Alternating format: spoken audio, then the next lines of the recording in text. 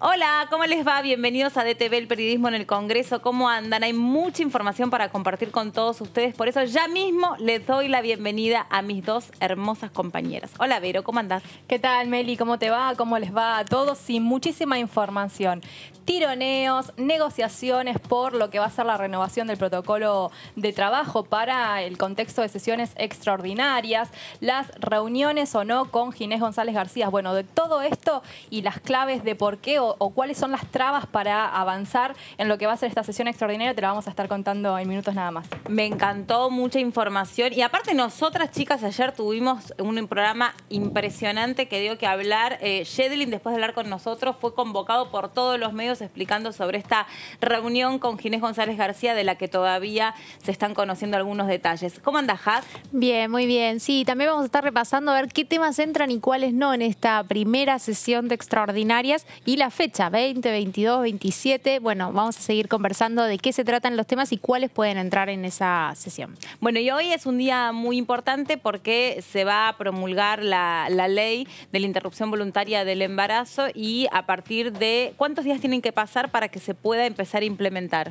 Bueno, después de que se publica en el boletín oficial. 6 días. 6 días. Bueno, la ley va a haber un acto particular o especial hoy en Casa Rosada, va a ser específicamente en el Museo del Bicentenario, donde van a estar participando tanto las asociaciones que trabajaron muchos años porque esta ley de interrupción voluntaria del embarazo, porque este proyecto se convierta en ley, van a estar participando diputados y senadoras que también estuvieron trabajando en este proyecto, no los que pertenecen a la fuerza de Juntos por el Cambio. Y además, otra de las cuestiones que se van a llevar adelante hoy va a ser, digamos, a las 18:30 y también van a estar todos los funcionarios del gobierno de Alberto Fernández en este acto de promulgación de esta ley que se sancionó el 30 de diciembre en el Senado de la Nación. Sí, una ley presentada por primera vez, digamos, desde el Ejecutivo y empujada desde el Ejecutivo, por eso también este acto, ¿no? Es un poco una capitalización política de un tema muy importante. Sí, de hecho, el propio Shedelin esta mañana que seguía hablando sobre la famosa reunión con Ginés González García y explicando un poco, bueno, cómo interpreta él la reacción que tuvo Juntos por el Cambio, cosa que nos adelantaron ayer a nosotros de manos de la diputada por la provincia de Córdoba. Iba a formar parte de ese acto en la Casa de Gobierno porque, bueno, él como el titular de la Comisión de Salud, que además tanto promovió la necesidad de la interrupción voluntaria del embarazo, interpretando que no era una ley que de pronto iba a salir a habilitar abortos, sino a cambiarle las condiciones a las personas que estaban frente a esa situación. Y también... es un día muy especial porque estamos mirando de cerca lo que pasa en Chile respecto de la apertura de ese debate con una historia bastante similar a la nuestra en cuanto a las historias y al perfil que va a tener el debate en ese país. Sí, que fue casi instantáneo, ¿no? Cuando acá se aprobó, se celebró mucho en Chile y se puso como más presión al debate de ellos, ¿no? De, bueno, arranquemos porque en Argentina ya está, ¿no? Fue como un poco un empuje lo que pasó acá a lo que va a pasar en Chile.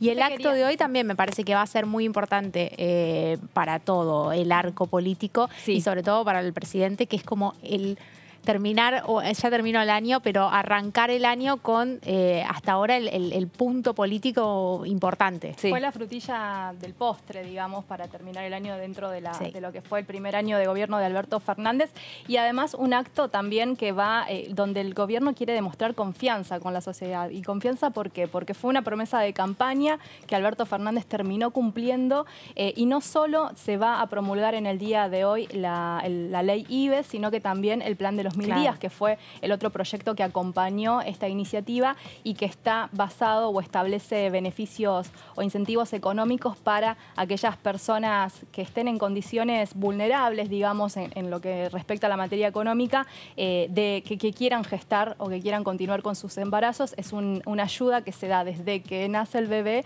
hasta que cumple 3 años el niño, desde el Estado. Te decía que iba a haber diputadas que no van a estar participando en el día de hoy. Hablamos de las diputadas sororas por parte de la oposición de Juntos por el Cambio, Silvia Lospenato, Karina Banfi, Brenda Austin. Tampoco van a estar presentes en la Casa Rosada Guadalupe Tagliaferri y Gladys González, que son senadoras y que fueron invitadas, y tampoco la senadora Norma Durango, que fue la que anunció básicamente informalmente este acto en el día lunes, este acto que se va a realizar en el Museo del Bicentenario, y que ella básicamente fue la que presidió la comisión de ella, la Banca de la Mujer, en la Cámara Alta, la actividad. Es senadora del Frente de Todos, pero por cuestiones de que es una persona de riesgo, no va a viajar a Spampiano. Claro. La diputada Macha estuvo hablando sobre este tema.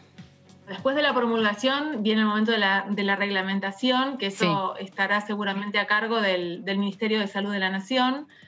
Y luego, digo, en esa línea también poder pensar la implementación, ¿no? Ya con todos estos pasos dados. Y yo supongo, porque conozco, no todas las provincias, pero muchas provincias, y conozco su sistema sanitario, que esa implementación va a tener también, de algún modo, el trayecto o la mirada, las características de cada sistema sanitario. Nosotros tenemos un sistema sanitario muy fragmentado, entonces, por supuesto que el contar con el Ministerio Nacional permite establecer las líneas rectoras y desde ahí entonces la reglamentación de esta ley. Pero después, cómo esto se va a ir llevando adelante en cada hospital provincial, en cada centro de salud, va a implicar, entiendo, mucha posición por parte de los gobernadores y gobernadoras para poder realmente implementar y llevar adelante y concretar entonces este derecho hacia las mujeres y personas con capacidad de gestar. Y creo que en esa línea también es importante la participación de todas las organizaciones feministas, que estén muy atentas a cómo se implementa la ley en cada lugar. Creo que las cuestiones que hubo que discutir en relación al proyecto, cuando era proyecto de ley, se han discutido, se han podido articular, así que yo no creo que haya sorpresas en la reglamentación. Jas, ¿tenés más información sobre lo que recién rescatábamos del testimonio de la diputada Macha? Sí, no, el tema de la reglamentación, ¿no? Que es lo que hacía hincapié la diputada Macha y que fue un poco la clave para que este proyecto logre aprobarse, sobre todo en el Senado, donde algunos diputados verdes pedían modificaciones. Y para que el proyecto no se modifique en el Senado y vuelva a la Cámara de Diputados, justamente lo que se hizo fue la directora de Legal y Técnica del gobierno, Vilma Ibarra, lo que hizo fue negociar la reglamentación. Hay algunos puntos que son los que me parece que una vez que quede promulgada la ley se van a tener que seguir de cerca. Uno de ellos es el tema de las derivaciones.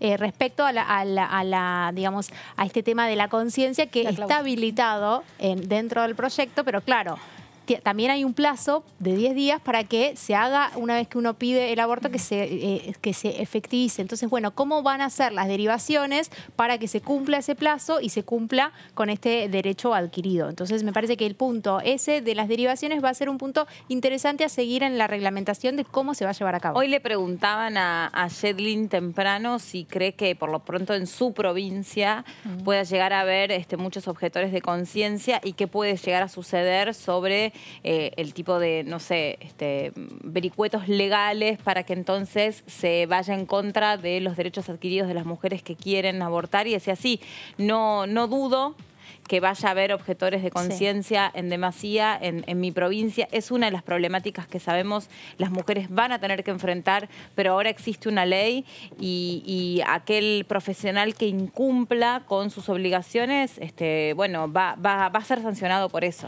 Es la pregunta, la gran pregunta, ¿no? ¿Qué va a pasar ahora cuando se implemente con esta situación, ¿no? ¿Cómo se va a articular o trabajar con los sistemas de salud, sobre todo del norte del país, teniendo en cuenta que hay grandes resistencias y puede ser un gran obstáculo para lo que será la implementación? Es una de las preguntas que va y sobre de todo cara las al clínicas gobierno privadas, ¿no? Porque la reglamentación establece también que si una clínica, no tiene un profesional que lo haga, se debe derivar a otro que tenga características similares. Es decir, si vos estás en una obra social y tenés una clínica privada con ciertas características, te tienen que derivar a otra clínica que más o menos mantenga las características de esa obra social y de esa clínica a la que vos asistís generalmente. En caso de que eso no suceda, obviamente el sistema público se va a tener que hacer cargo, digamos. No es que, sí, y además, pero el tema, la duda que se planteaba era, bueno, que no se pasen la pelota las clínicas privadas. Claro, ¿no? ¿sabés qué? Algo que con Vero trabajábamos un montón cuando se estaba debatiendo en comisiones, esto que es el tiempo, el factor del tiempo, porque hay un periodo máximo para que este tipo de intervenciones pueda realizarse y después sí es mucho más complejo que la mujer pueda demostrar que es necesario interrumpir voluntariamente su embarazo y que es hasta la semana 14. ¿Y cómo se cuantifica esa semana 14? Digo, todos sabemos cómo se cuantifica, pero me refiero cuando estás en el límite y cuando empezás a pasar de negativa en negativa. ¿Y cuánto tiempo hay para que entonces, digo, en este sentido me preocupa mucho porque la experiencia nos va a demostrar si la ley ha sido lo suficientemente cauta o no para estas cuestiones. Seguro. Y va a ser solo la experiencia y la experiencia que lamentablemente va a tener que poner en primera persona el cuerpo de la mujer. Exactamente, exactamente. Era lo que queríamos aclarar, recordar, ¿no? Que a partir de esta ley, que es la 27.610, ya tenemos el número y todo de esta ley tan peleada y esta conquista histórica, ¿no? De muchos sectores, se legaliza y se despenaliza, digamos, la interrupción voluntaria hasta la semana 14 de gestación. Y no hay, porque esto también era algo que algunos que se abstuvieron o le generaron observaciones a la ley, no había como una transición después de la semana 14. O sea, ¿qué pasa después de la semana 14? ¿Queda penalizada la mujer o no? Y había una preocupación en ese sentido sobre cómo iba a ser esa transición post semana 14. Claro, el límite siempre fue también parte de la discusión y también fue parte de la discusión por eso en la promulgación incluso se sacó una palabra que es la palabra integral, a qué pasa después de la semana 14 y después de las semanas, digamos, 20 y demás, porque justamente Alberto Bretilnec, el senador, planteaba que quedaba muy abierto en la posibilidad a interrumpir un embarazo después de esas semanas, cuando se hablaba de lo que estuviera en riesgo la salud integral. Él decía, es muy amplia la salud integral, limitemos a qué casos, porque también es riesgoso interrumpir un embarazo de más de tantas semanas. Entonces, por eso digo, la reglamentación otra vez, bueno, esa palabra integral ya la sacaron. Bueno, y además, ¿qué comprendés por salud en una mujer? Por eso, salud integral se usa, digo, dentro de la OMS hay una descripción que es muy amplia. Entonces, lo que el senador planteaba, y a raíz de que sacaron esa palabra integral, es que él acompañó el proyecto. Claro, pero lo que quería decir es que esa misma discusión, si querés, también tuvo, digamos, y se hizo lugar cuando hablábamos de qué comprendíamos por riesgo sanitario mediante la pandemia. ¿Es solamente variables que atañen a la salud física de una persona o también vamos a valorar lo emocional y lo psicológico? Claro. Y este es el punto también, ¿no? Porque este tipo de situaciones tan dilémicas para las personas no solamente tienen consecuencias físicas, sino que emocionales y psicológicas para las mujeres. Claro, por eso se hablaba, estaba redactado que después de esa semana se iba a poder realizar un aborto en caso de que estuviera en riesgo la salud integral. Exacto. Y esa palabra se sacó, que quedó en salud. Entonces, bueno, habrá que ver también, ¿no?, en qué Alberto Bretilnec apuntaba a lo físico, digamos, que estuviera en riesgo la vida, que muriera una persona en lo físico. Como decía integral, él decía, esperen, acá es demasiado amplio, hay que limitarlo. Bueno, se sacó esa palabra. En la práctica, ¿qué va a pasar? ¿Qué abortos se van a hacer después de esa semana y qué se va a tomar como en riesgo la salud o no? Obviamente siguen vigentes los abortos en función después de esas semanas de aquellas personas que violación. Por violación o porque su salud esté en riesgo, su vida, digamos, esté en riesgo, tienen que practicarse sí o sí, ¿no? Eso ya está vigente en el país y eso va a continuar de la misma manera y no va a ser penalizado ni... ¿no? Claro, una ley no anula la interrupción legal del embarazo, esta es la interrupción voluntaria. Nos metemos en lo que ayer nosotros teníamos como anticipo en DTV y que rebotó por todos lados, que es esa charla tan enriquecedora que tuvimos tanto con la diputada Zucaría como con el diputado Yedlin sobre esta reunión que se le solicitó a Ginés González García, a donde la diputada nos decía, nosotros desde Juntos por el Cambio no vamos a ir, lo interpretamos interpretamos como falta de institucionalidad, una reunión que no es pública, no es que el ministro viene a la Cámara de Diputados a brindar explicaciones. Yedlin, yo, que lo hemos entrevistado mucho, lo noté enojado, más que, digamos, dijo que no, pero estaba sí, se notaba.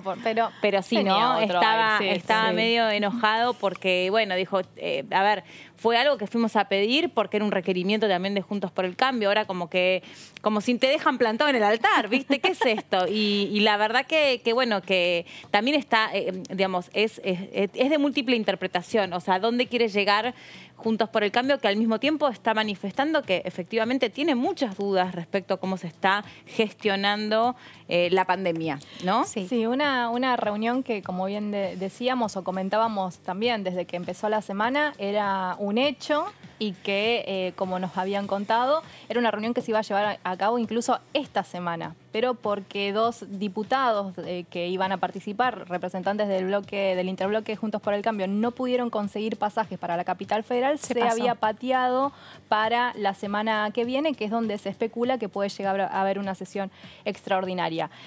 Bueno, era todo un hecho hasta que hubo una reunión justamente del interbloque Juntos por el Cambio, donde dijeron la verdad que nosotros en estas condiciones y siendo una reunión a puertas cerradas en el Ministerio de Salud no queremos participar.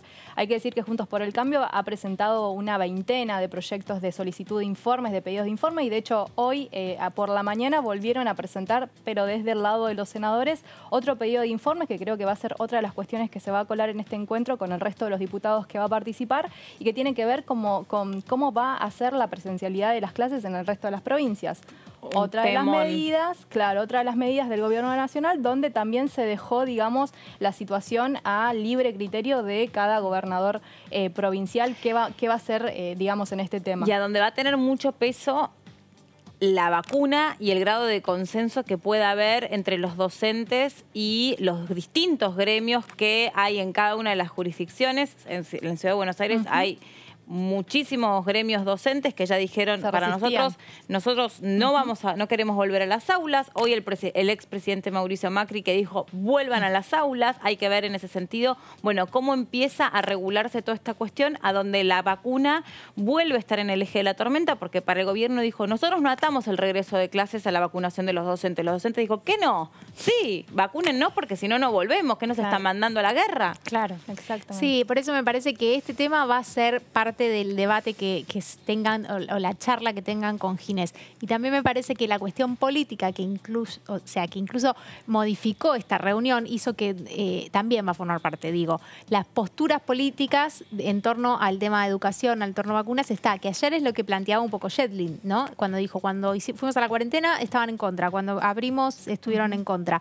Me parece como que, y es un año electoral, no hay que tener además no hay que perder eso de vista que nunca, en ninguno de los temas que tratemos que sea un año electoral es obviamente determinante para un montón de discusiones.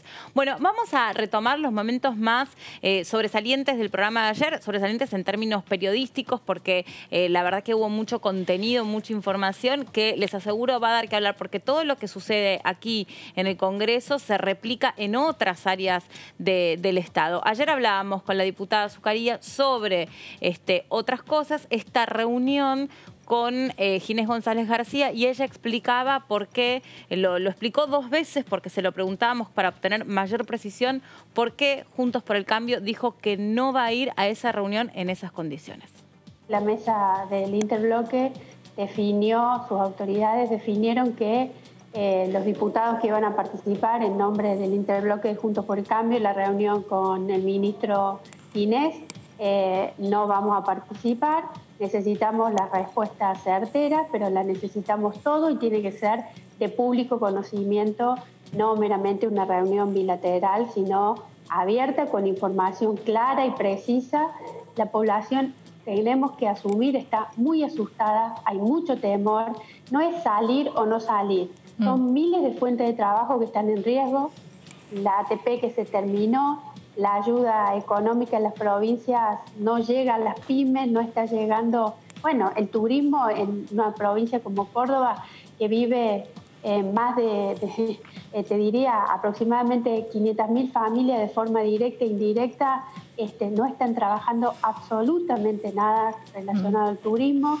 Entonces hay una preocupación que es no solamente sanitaria, económica, y que venía la solución de la mano de la vacuna, y no tenemos certeza. De hecho, creo que el peor error del gobierno es la falla en la comunicación, porque necesitamos previsibilidad y nosotros como parte justamente de la oposición tenemos responsabilidad.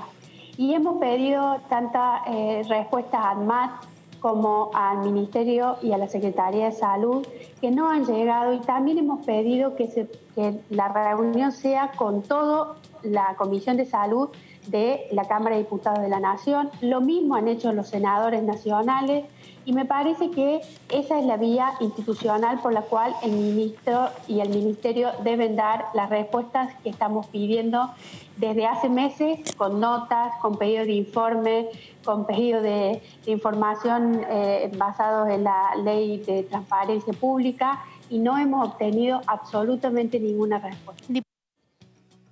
Bueno, no hemos tenido ninguna respuesta. Queremos que sea una reunión institucional. Digamos, no es que no haya dudas, por el contrario, hay muchos cuestionamientos. Recuerden ustedes los entredichos que hubo entre cuántas dosis de vacuna, cuál va a ser la implementación de la Sputnik V una vez que, bueno, forme parte del calendario médico obligatorio, cuando ahora recuerden ustedes que son los trabajadores de la salud quienes, si quieren, pueden vacunarse, pero hay muchas dudas al respecto, porque obviamente entre Carla Bisotti, Ginés González García y el presidente de la Nación empezaron a decir y contradecirse respecto de cuál iba a ser el plan a implementarse, y sobre verdaderamente cosas que mucho nos explicó ayer Yedlin, que sí, digamos, ya que es médico, pudimos aprovechar mucho de su conocimiento y fue realmente interesante poder hablar con él en ese sentido. Sí, totalmente. Pero además esta cuestión, ¿no? Lo decía la diputada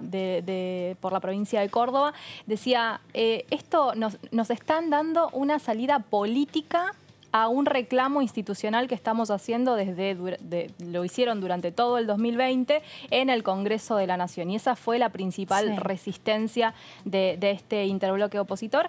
Y bueno, en este marco, en esta semana, justamente que, como bien vos lo recordás, Meli, estos idas y vueltas de comunicación, reconocidas también estas fallas por el mismo oficialismo respecto a la forma de comunicar, ¿no? Una Carla Bisotti teniendo que aclarar a través de las redes de Twitter que finalmente, y confirmando que el cronograma de vacunación que se está llevando adelante en el país va a continuar de la misma manera que se había anunciado en un principio, con la primera aplicación de la vacuna, los 21 días de espera y la segunda aplicación. Y recordar que en el día de hoy a las 21 horas sale este vuelo de Aerolíneas Argentinas a Rusia, justamente para buscar el resto de la cantidad de vacunas que están faltando para continuar con la aplicación de la misma. Sí, la diputada de Juntos por el Cambio, que planteó esto que vos decías que es interesante, y con esto que comentábamos antes de la cuestión política, que dijo, no están dadas las condiciones para ir a tomar un café, dijo en un momento con Ginés, digamos, como esta postura política más dura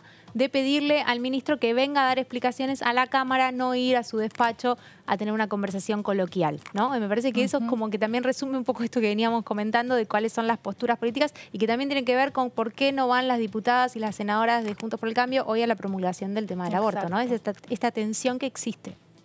Vamos a repasar entonces lo que hablábamos ayer con Yedlin en exclusiva en este programa, a donde le preguntábamos absolutamente de todo, tanto que incluso nos explicó sobre el nivel de efectividad de la Sputnik, que sí o sí se necesitan de 2 dosis complementarias, explicó sobre la famosa palabra de diferir la segunda dosis, cuánto tiempo tiene que pasar entre la primera y la segunda, otro tema de debate, y un poco se anticipa en función de la conversación que pudimos tener tan extensa, cuáles van a ser los lineamientos y las preguntas que se le van a trasladar al ministro. Dijo que incluso frente a esa reunión no había ningún inconveniente en dar público conocimiento o hasta hacer una transmisión vía Zoom o algún tipo de streaming para que participe el resto de los diputados. Por eso, sinceramente, se lo notó enojado, o por lo menos que no comprendía la decisión que había tomado Juntos por el Cambio. quiero aclarar cómo surgió esta reunión, porque por ahí parece un diálogo de sordos, pero en realidad frente a la insistencia del bloque de Cambiemos, en numerosos pedidos escritos, informales, formales, que todos fueron elevados a presidencia, que siguieron su trámite formal, de querer saber con más detalle cosas que según ellos no están bien informadas, que en realidad quiero decir que hay muchísimas cosas que están mucho mejor informadas y que si uno se quiere informar las puede conseguir y si uno no se quiere informar puede no conseguirlas, ¿no? Esta misma diputada fue la que dijo, ¿se acuerdan esos improperios acerca de qué es lo que ella creía que tenía la vacuna en su composición? Lo dijo en el recinto, así que huelgan las palabras, no las voy a repetir. Como desde el bloque y desde la Cámara no había reuniones informativas durante la primera quincena de enero, decidimos, con objetivo de anticiparnos un poquito, generar esta posibilidad de diálogo directo con algunos de los representantes de la comisión que, por supuesto, después podrían reproducir lo que se diga en esa reunión acerca de todas las dudas que tenían acerca de la eficacia, de la seguridad de la vacuna rusa, era uno de los temas, si es que ANMAT las había autorizado, si qué pasaba con los mayores de 60 años, y cuándo iba a estar, qué había pasado con Pfizer, todas estas dudas que habían surgido y que me parecían más que prudentes. Yo vine trabajando con la vicepresidenta de la comisión, que es Carmen Polledo, que es expresidenta de la comisión, con la cual hemos charlado acerca de esta posibilidad de la reunión y hasta el día de hoy estaba todo confirmado. Bueno, al parecer, evidentemente, acá lo que mueve a un grupo de estos diputados no es la información, sino alguna situación de hacer política con esto. No sé cuál es el problema, no entiendo, la verdad, cuál es la diferencia entre ir hacia allá, que venga el ministro hacia acá. Igual el ministro seguramente vendría en forma virtual y remota. Me parece, quiero decirles que la reunión inicialmente estaba pactada para el día 13. Quedamos que como posiblemente el 20 iba a haber una sesión, y ya teníamos todos de alguna manera previsto el 19 estar en Buenos Aires, que era un buen momento para hacerlo. Bueno, el objetivo es simplemente eso, informarle a los representantes del pueblo de algunos temas. El ministro Ginés iba a intentar que haya alguien de ANMAT en la reunión. Me parece que era una reunión que de alguna manera nos acercaba al objetivo final, que era quitar dudas, dar certezas, evitar la incertidumbre que de verdad existe y que yo creo que tiene que ver con una incertidumbre que tenemos y hemos tenido desde el inicio de la pandemia, y que no es una incertidumbre únicamente argentina, que es una incertidumbre que ha sido compartida por la OMS, por distintas agencias. Así que ahora, esa incertidumbre real que existe, nosotros tenemos que transformarla, o tenemos que intentar no transformarla en desconfianza en la población. Esto tiene más de una semana de organización, pero bueno, evidentemente si hay un grupo de estos grupos políticos que le pusieron una denuncia por envenenamiento al ministro Ginés por la contratación de la vacuna rusa, imagínense que la intencionalidad de este grupo, que estuvo en contra, no todos, no quiero rescatar, no estoy hablando de toda la oposición, estoy hablando de un grupo de la oposición, que cuando hubo cuarentena estuvieron en contra de la cuarentena. Cuando se liberó la cuarentena, estuvieron en contra de liberar la cuarentena. Cuando se dijo que había que usar barbijo, estuvieron en contra de usar barbijo. Se dijo que estuvieron en contra de no usar barbijo. Cuando se dijo que se iba a vacunar, estuvieron en contra de las vacunas. Cuando se dijo que eran 2 dosis, querían ninguna dosis. Cuando se dijo que podía ser una dosis, dijeron que ellas querían las 2 dosis. Yo entiendo que puede haber errores de comunicación, pero entiendo que hay una intencionalidad absolutamente de oídos sordos y de generar incertidumbre e inseguridad en la población muy manifiesta. Bueno, ahí estaba la explicación, las dudas y también, digamos, la incomprensión respecto a la decisión de Juntos por el Cambio, sobre todo porque ahí enumeraba un poco todos los reclamos, los reproches, los cuestionamientos y las preguntas. Recién nos preguntábamos nosotras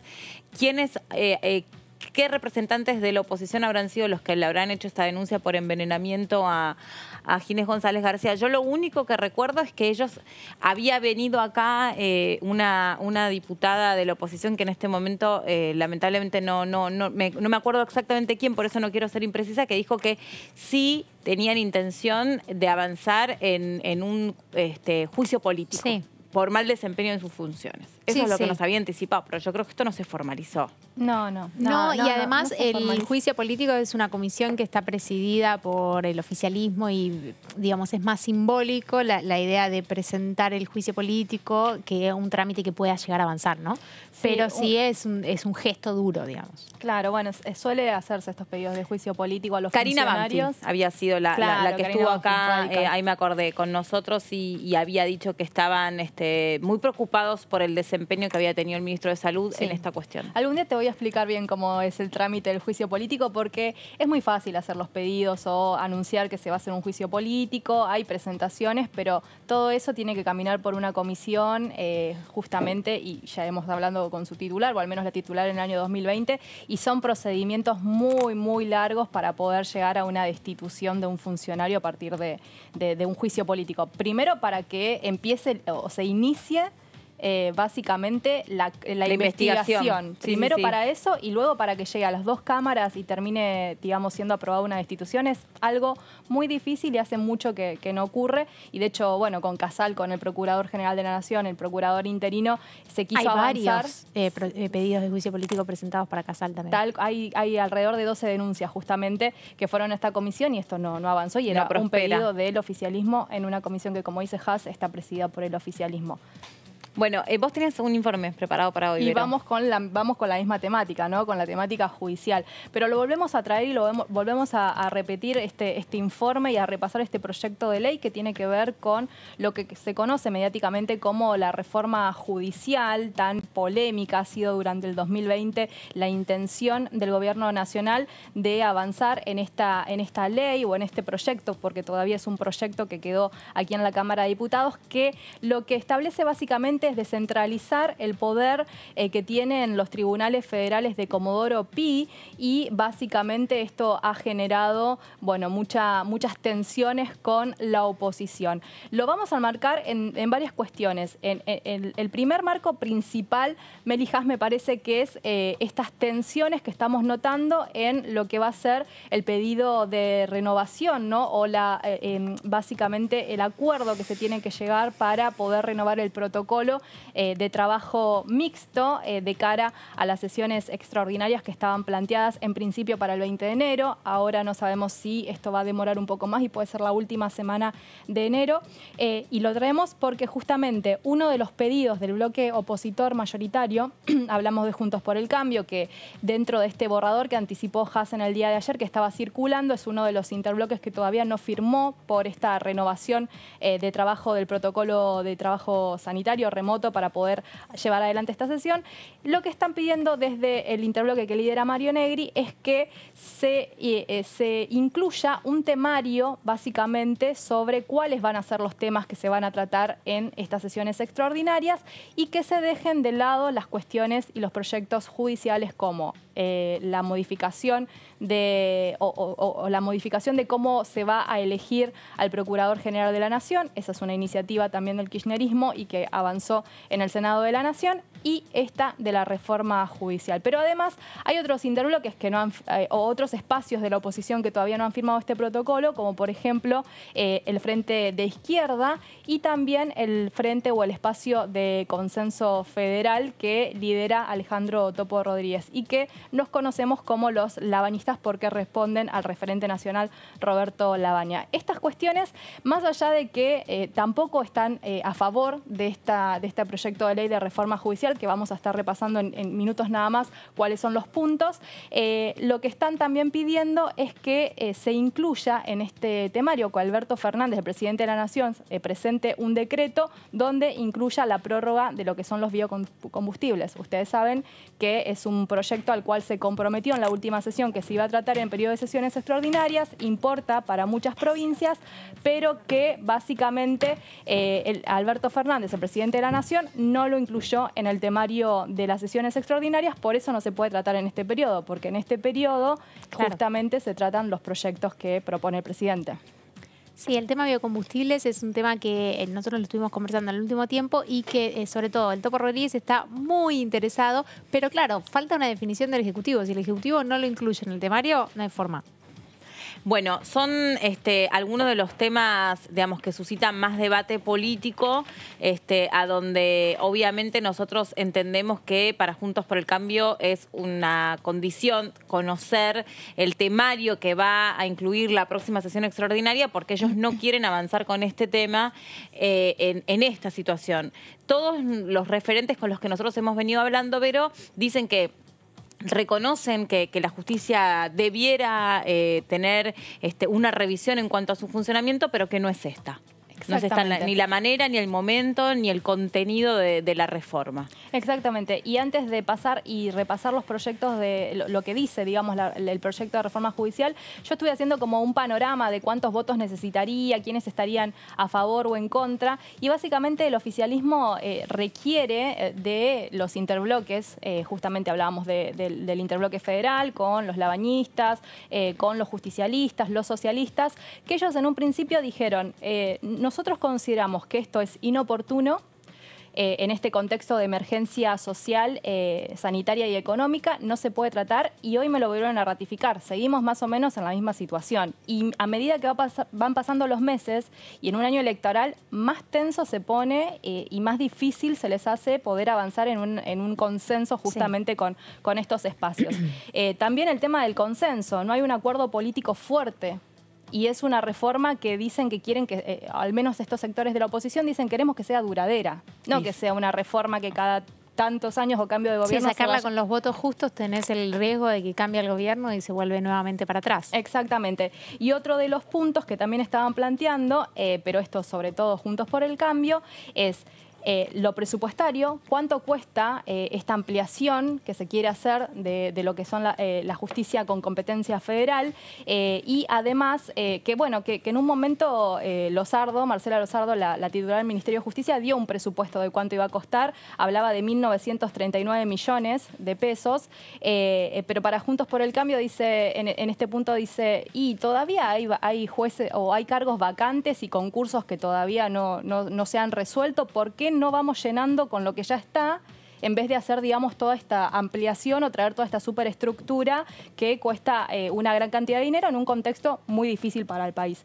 Y por otro lado, el fin que tiene esta reforma judicial, que acá es la pata más política y que tiene que ver justamente con que consideran que es una situación que le da impunidad al gobierno actual, pero enfocado justamente con la vicepresidenta del Senado, Cristina Fernández de Kirchner, y las causas judiciales que ella tiene, ¿no? Entonces, en ese punto, desde Juntos por el Cambio dicen, nosotros no vamos a apoyar esta situación, ¿no? Sí, también teniendo en cuenta que se va hacia un sistema acusatorio que tiene otro formato en donde las fiscalías tienen mucho más poder y mucha más participación en la investigación y en las causas, y justamente esta reforma va en ese sentido en contra, porque lo que crea es más juzgados. Entonces, lo que ellos dicen, es oportuno ir hacia más juzgados cuando todavía tenemos los nuestros, como decía, con muchos cargos vacantes, y también la infraestructura penosa que hay en muchas provincias. Ir creando más juzgados cuando tenemos que ir yendo hacia otro sistema que es el acusatorio, que hasta ahora funciona solamente en 2 provincias, pero está el compromiso de que se tiene que extender a todo el país y tiene que crear más fiscalías, sobre todo. Claro, entonces es como que va en contramano a un sistema que es el que va en camino en la Argentina. Ese es otro de los puntos que también ponen, ¿no? Nosotros en el combo. Creo que no me acuerdo si estabas vos o, bueno, ya no me acuerdo muchas cosas, pero nosotros hablamos con un diputado de Juntos por el Cambio que es abogado y que él nos explicaba, ya me va a venir el nombre, él nos explicaba concretamente que, digamos, no necesariamente más fiscalías, más juzgados, más federalización de la justicia es más justicia. No, claro. No era el diputado Ramón, era otro diputado. Porque lo que también ocurrió en el Senado es que se crearon, por eso también discuten el monto en Juntos por el Cambio, porque dicen, este monto no puede ser, porque cuando se discutió en el Senado hubo un debate con todos los gobernadores y los gobernadores empezaron a crear o agregar en el proyecto cámaras de apelación, tribunales de alzada, nuevos juzgados o nuevas cámaras dentro de los juzgados que ya estaban existiendo. Entonces, incluso el monto, dicen, este no puede ser el monto porque en los últimos minutos se leyeron una cantidad de juzgados más que se también sumaron. Mariana Spesapria, me acuerdo que contaba que ahí había casos, el caso de también que nos recuerda Gustavo, nuestro productor de Ramón, que hay situaciones concretas en determinados lugares donde si vos querés ir a apelar... Sí, La Pampa, por ejemplo, no tienen una cámara de apelación, tenés que ir a otra provincia. Tenés que ir a otra provincia. Claro. Y entonces ahí este diputado, que yo no me acuerdo en este momento quién era, que ya se me venía a la mente, decía, bueno, eso Mena. Sí. Claro, era Mena. Eso hay que revisar. Exactamente, ahí gracias. Estaba yo. Estaba vos, Sí, estaba sentada acá y ahí estaba Mariano. Él nos explicaba perfectamente, bueno, no es tan así, no funciona tan así. O digo, no porque efectivamente una provincia termine teniendo una cámara de apelaciones o un juzgado especializado en un tema, eso es garantía de más justicia. Claro. Nos lo explicaba, a mí me parecía válido el argumento. Sí, él lo que terminó incluso diciendo en esa entrevista fue que fue un mercado persa de juzgados. Claro, dijo, se empezaron a repartir juzgados como si fuera un mercado persa. Y él lo que dice es, la estructura judicial no puede ser así, tiene que tener un orden y no significa que más juzgados, eso es lo que plantea en ese momento, significa que vaya a haber justicia, digamos, tiene que haber una estructura lógica dentro de lo que se cree. Y que es lógico además. Y dentro de todos estos argumentos que tiene la oposición, porque acá estamos mencionando Juntos por el Cambio, pero hablábamos de los federales, y ahora vamos a hablar también del interbloque de José Luis Ramón, Unidad para el Desarrollo. ¿Qué es lo que propone? Dice, estamos de acuerdo nosotros, recordemos que son 6 legisladores importantes y siempre generalmente aliados al oficialismo en estas cuestiones de poder levantar la mano y apoyar las iniciativas. Estamos de acuerdo en una modificación de esta pata del sistema judicial, pero no solo en lo penal. También queremos que se incluya la posibilidad de los reclamos a consumidores, todo lo que tiene que ver con la cuestión del medio ambiente y también las acciones colectivas en las provincias. Y es incansable su reclamo de que se ponga en funcionamiento el Tribunal de Defensa de la Competencia. Bueno, sabemos que es un diputado que trabaja mucho con lo que es la defensa al consumidor y él dice, nos quedamos cortos porque solamente estamos debatiendo la pata penal, pero hay todas estas cuestiones que están vinculadas con el consumidor que también en las provincias que están tan lejos, si te llega una causa o tenés una causa, por ejemplo, por alguna compra en alguna plataforma, no queda solamente, no queda en la provincia, queda en lo federal. Y te queda lejos hacer los reclamos y llevar adelante, digamos, y aparte también se sabe del colapso de los tribunales de Comodoro Pi y de cómo en causas que sí necesitan mayor celeridad, motivo por el abarrotamiento de papeles, de expedientes, falta de personal, más la pandemia, más un montón de cosas, hay un montón de causas que se traban, o a propósito o por negligencias o desinteligencias o vaya a saber qué más. Vamos a repasar lo que decía Ramón sobre este tema, ahí que hablaba un poco sobre los problemas que había habido en determinadas jurisdicciones para hacer determinados reclamos y después seguimos compartiendo más información. Además, Vero tiene más placas también. La reforma de la justicia federal de la Argentina es un proyecto que debe tratarse en el Congreso. Y hay 2 temas que nosotros venimos marcando y remarcando. El primero de ellos es que no es solamente un tema de derecho penal, como lo plantea el presidente en el proyecto. La reforma de la justicia federal tiene, aparte de los temas penales, en donde van a encontrar muchos especialistas que van a poder hablar del tema, nosotros creemos que hay una deficiencia muy grande en cuanto a la llegada de la justicia federal al ciudadano común, a los temas de los consumidores y la protección del medio ambiente. Y el segundo tema, el relacionado con la injerencia del Poder Central de Buenos Aires sobre aquellas causas que se tratan en la provincia, que tienen temas relacionados con lo que nos ocurre en la provincia y que, como los intereses, por decir un caso al que yo me refiero siempre porque he sido parte del problema, una empresa que tiene su domicilio legal en la capital federal, la justicia federal puede llevarse las causas de temas que se tratan en el interior a ser resueltos en la capital federal. Y yo tengo la experiencia de ser parte de un caso que era los ciudadanos de toda la provincia de Mendoza contra la empresa Ecogas o la que distribuye el gas domiciliario. El pago de la factura del gas domiciliario es un servicio público que es bastante caro y llegan facturas promedio en el invierno de 2.500 pesos.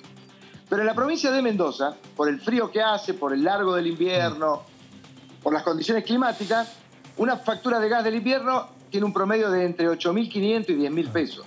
Y de ahí para arriba. Entonces hay un desajuste y un desfasaje muy grande que nosotros lo planteamos judicialmente desde el año 2008. Pero en el año 2016 un pícaro ministro de Energía de apellido Aranguren dijo, che, ¿qué pasa en Mendoza que vienen pagando tan barato el gas por las medidas judiciales que le privaban a la distribuidora de gas cobrar todo lo que se les ocurría? Y se trajeron el juicio a la capital federal y terminó fallando una jueza de apellido Biotti, hay que saber quién es, en un fuero contencioso administrativo, en contra de los intereses del pueblo de la provincia de Mendoza. Entonces, cuando hablamos de los intereses económicos, sobre todo, que se administran en la capital federal, en el Gran Buenos Aires, en el interior de la Argentina, la justicia federal tiene mucha responsabilidad en eso. No, pero... Bueno, ahí estaba una de las explicaciones que daba Ramón. La verdad que es súper interesante el tema porque hay muchos diputados que son abogados, que saben un montón de la cuestión judicial. La propia, en el Senado también ni que hablar, hay un montón de diputados que tienen esa formación. Es como muy frecuente los abogados que llegan a la política. Son, ¿no? Sí, cuando se hace, bueno, directorio legislativo tiene un test que le hace a todos, le hace preguntas profesionales, bueno, y demás, y los que más hay son abogados. Exactamente. Bueno, por eso están con las leyes, ¿no? Los presidentes casi todos son abogados. Sí. Bueno, tuvimos un ingeniero. Bueno, claro, Mauricio Macri. No, pero en general y en sí, general, de la Rúa, Cristina Fernández de Kirchner. Sí, Alberto Fernández, por supuesto, sí, casi todos tienen esa formación. Entonces es un tema súper súper interesante porque están todos muy formados en distintas temáticas que los vincula desde una perspectiva además política de la justicia. Y bueno, y para nosotros no nos queda otro que estudiar, los periodistas, porque no somos abogados, somos periodistas, pero hay que estar al día de estas cosas que son detalles, son sutilezas que son muy interesantes. Y son temas judiciales, y vos fíjate que por más que los representantes, incluso hay muchos que son o están vinculados a la pata judicial, en el Senado, por ejemplo, este proyecto de ley tuvo 5 audiencias donde pasaron distintos constitucionalistas, también diferentes asociaciones de fiscales, de abogados. Aún así se buscó la palabra de los distintos especialistas de afuera también, no solo del Congreso de la Nación. Bueno, ahí recuperamos la nota que le habíamos hecho, gracias Jas por ese archivo mental que tenés, al diputado Mena sobre esta particular visión que tiene la justicia. Él también es abogado y nos decía esto.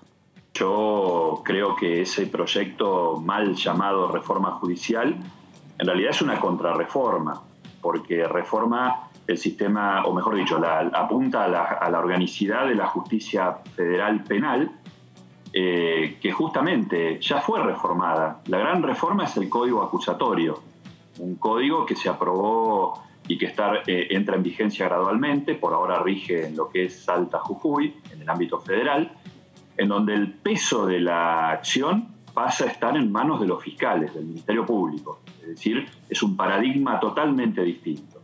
Entonces, las leyes orgánicas tienen que ir a tono con lo que es el sistema de enjuiciamiento. Entonces, este sistema recarga de jueces investigadores, de jueces de instrucción, que es el sistema que en el nuevo Código Procesal Penal Federal se abandona. Entonces no tiene sentido, realmente desde ese punto de vista es una reforma que atrasa. Pero por otro lado tiene componentes que ya son probadamente inconstitucionales. Se crean, se fusiona los fueros penales federales hoy existentes en la capital federal, el criminal y correccional federal, el penal económico, se lo fusiona en la sumatoria son 23 juzgados y se crean 23 juzgados nuevos. Y estos 23 juzgados nuevos, el proyecto de ley propone que entren a funcionar ya, y como ya no es posible cubrir los cargos con todo el pasaje por el Consejo de la Magistratura, Senado y demás, eso toma años. ¿Qué propone el proyecto? Cubrirlo con subrogantes. Y ya la Corte tiene fallos en donde dice que es inconstitucional cubrir un juzgado que nunca tuvo titular con un juez subrogante. Es decir, no puede haber un suplente donde nunca hubo un titular. Y además, eso implica trasladar jueces del criminal y correccional a este nuevo fuero, del penal económico a este nuevo fuero. Bueno, la Corte en el caso Bruglia, Bertuzzi, Castelli acaba de decir que eso no se puede hacer, o por lo menos no se puede hacer con un carácter permanente. O sea que todo traslado de un juez a otro juzgado es transitorio. Claro. para que sea con carácter permanente, no solo es acuerdo de Senado, sino que hay que cubrirlo en base a un concurso. Claro, entonces, esta reforma, el caso Bruglia Bertuzzi le pegó el tiro de gracia a esta reforma. Si esta reforma se aprobara, choca con la doctrina de dos fallos. Uriarte y ahora Bruglia Bertuzzi por este otro motivo. Por supuesto, nosotros estamos en contra, pero quiero decir, aún en el propio oficialismo, no es un proyecto de ley, está claro que no es un proyecto de ley que genere adhesiones y que, digamos, se le ponga mucho esfuerzo en sacarlo adelante. Probablemente porque no tiene volumen, no va a resolver. Aún desde la perspectiva oficialista, si el problema fuera Comodoro Pi, acá se está armando, como lo dijo un jurista, un super Comodoro Pi. O sea, si hoy es un problema las deficiencias, que son, todos coincidimos en que la justicia federal deja mucho que desear, bueno, acá vamos a tener un problema potenciado, porque de tener 12 juzgados vamos a tener, para el mismo esquema de jueces investigadores, 46. O sea, vamos a tener un problema más grave, ¿no? La verdad que es una justicia que tiene serias dificultades en cuanto a cumplir el plazo razonable. No puede ser que causas de corrupción tengan en promedio 15 años y que ni siquiera se lleguen a ventilar en un juicio oral y público. Todo parece morir en instrucción, ¿no? Sí. Bueno, ahí estaba la postura del diputado Mena. Menos mal que te acordaste, Jaspa. Hasta me acordaba que tenía anteojos, podés creer, pero no me venía en el archivo mental el apellido. Bueno, un saludo también al diputado que también nos explicó todo con mucha pedagogía. Varios puntos, ¿no? Que él hace la crítica, también el tema de los jueces subrogantes, de cómo se eligen, cómo se van a elegir para llenar todos estos espacios que se crean. Digo, parte de lo que también Juntos por el Cambio planteó cuando se aprobó es que se iba a terminar judicializando, que iban a terminar presentando denuncias de que no estaba correcto la elección de los jueces, ¿no? Este camino que es complicado. Igual, obvio, hay que ver qué pasa con los números acá en la Cámara de Diputados, donde se va a definir si efectivamente se aprueba o no se aprueba esta reforma. Es que son temas, digamos, cualquier reforma, ahora seguimos con las placas, pero quería decir que cualquier reforma de cualquier institución tan antigua en nuestro país, porque digamos, la forma en la que nosotros comprendemos a la justicia y se hace justicia en nuestro país está basada en un sistema muy antiguo, que obviamente las sociedades van adquiriendo cambios a donde las instituciones digamos, corren por detrás de esos cambios. Por eso ha habido pequeñas modificaciones al Código Civil, algunas modificaciones al Código Penal, algunas figuras que merecían tener autonomía y estar descritas en sí mismas, como por ejemplo el femicidio, como los crímenes por odio, como los derechos y las obligaciones de los padres afines en el Código Constitucional, entendiendo que la familia tipo ya no existía. Bueno, pero no ha habido hasta aquí una mirada holística de la justicia que incluyera un cambio radical como esto. Bueno, cambiar de sistema de enjuiciamiento, de volver a valorizar. Sí tuvo consenso, ¿no? Y se avanzó y se decidió avanzar en partes, y por eso hay solo 2 provincias, digamos. Eso tuvo un consenso del arco político. Una ley que salió durante el gobierno anterior. Claro. De Mauricio Macri. Eso terminó porque se sabe, porque hay estudios, digamos, y hay un consenso en que es mejor ir hacia ese sistema. Entonces eso, bueno, va a ir avanzando. Esta ley, la verdad es que no tiene todavía un consenso. Y lo que plantean algunos opositores que no son de Juntos por el Cambio, como por ejemplo los lavanistas, es que también tiene que formar parte de un cambio, de una reforma tan grande, el sistema propio judicial, digamos. Ellos son los que también tienen, ellos lo que plantean es nosotros como Poder Judicial no podemos inmiscuirnos en el otro poder y decirle, bueno, ustedes van a ser así de ahora en más. Tiene que haber un consenso de ese poder también, dentro de ese poder, de empezar a funcionar o de crear ciertas juzgados o tener toda esta reforma, lo que implica, digamos. Entonces, también los lavanistas son muy importantes. También el bloque de los cordobeses del gobernador Juan Schiaretti son muy importantes para que este proyecto vea la luz o no en la Cámara de Diputados. Te cuento de qué se trata ahora sí el proyecto de ley y después te hago el poroteo, porque yo lo hice hoy temprano. Muy bien. ¿Super Comodoro Pi o no? Ahora vamos a ver en las placas que tenemos Mena de qué se trata. Sí. Claro, Mena dijo que sí. Vamos a ver qué interpretamos, ¿no? Bueno, ¿Qué es lo que establece básicamente este proyecto de ley en cuanto a lo que es la justicia federal? Fusiona el fuero criminal y correccional federal y el nacional en lo penal económico, crea un nuevo fuero penal federal con 46 juzgados y además las causas en trámite seguirán en los tribunales que ya están. Esto básicamente porque hubo también críticas por parte de la oposición de qué iba a pasar con las causas que están en curso, si iban a terminar en manos de jueces más aliados al gobierno nacional, sobre todo en las que se mezcla acá lo político, las que están vinculados los funcionarios del gobierno que ahora sería actual, ¿no? El gobierno del Frente de Todos cuando no eran gobierno, y también hay una gran preocupación respecto a las causas que podría empezar a tener o las que ya están corriendo en la justicia por parte de Mauricio Macri y sus representantes. Otra de lo que establece también esta iniciativa es la selección de subrogantes. Lo que dice es que la Cámara de Casación porteña debe elaborar un listado con los jueces de ese fuero que se postulen y manifiesten su intención de subrogar.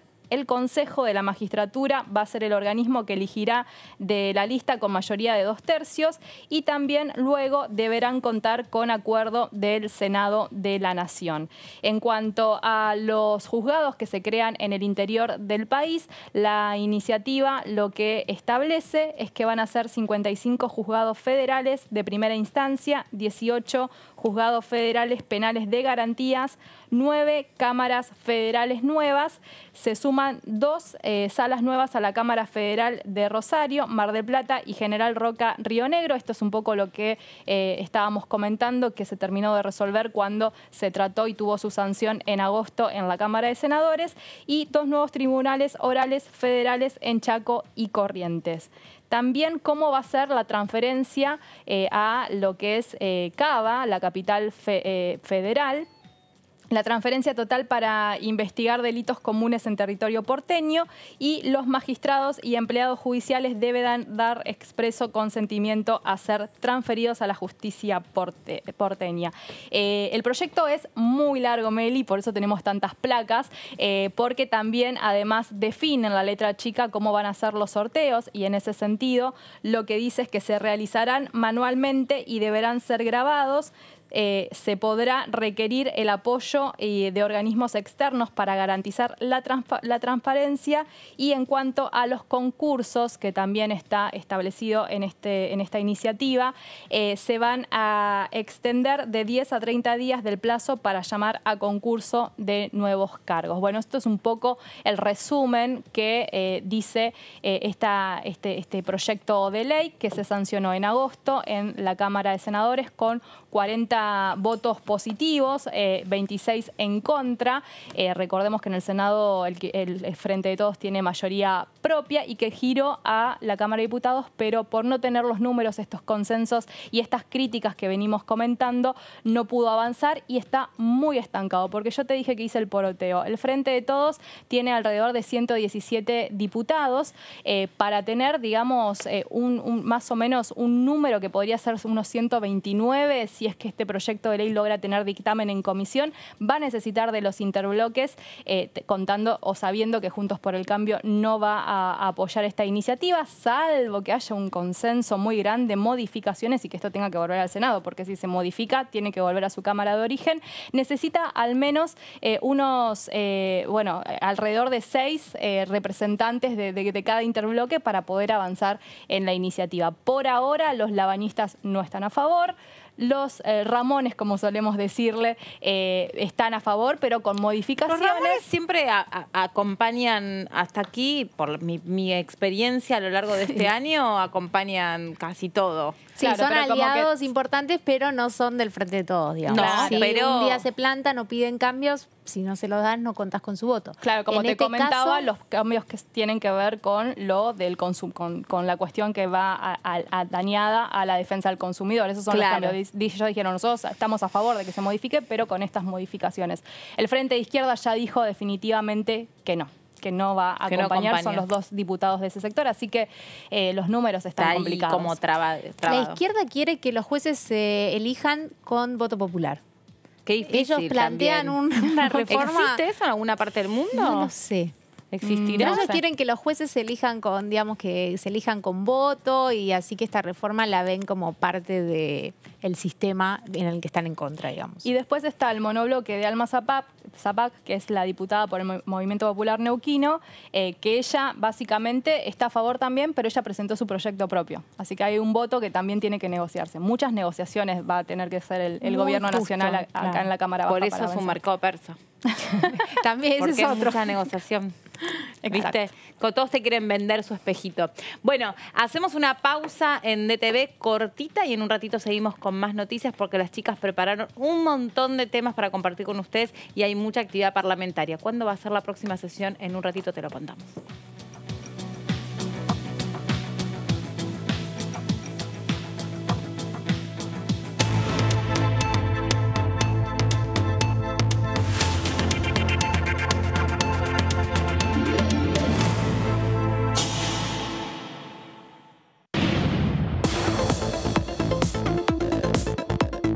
La voz de los diputados. La voz de las diputadas.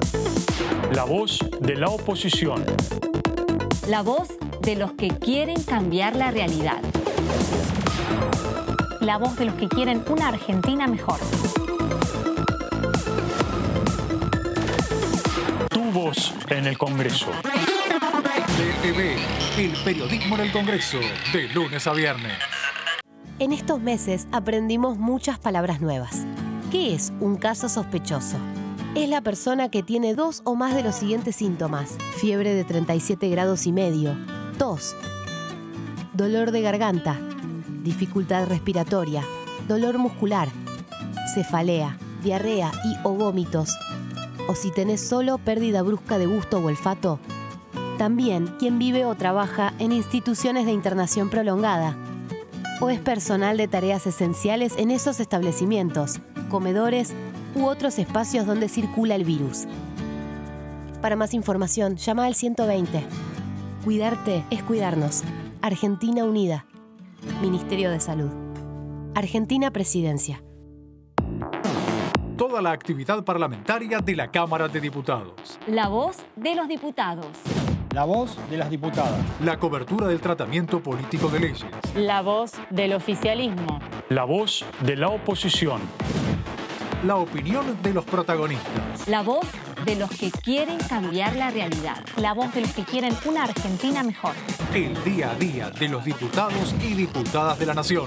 Tu voz en el Congreso. DTV, el periodismo en el Congreso, de lunes a viernes.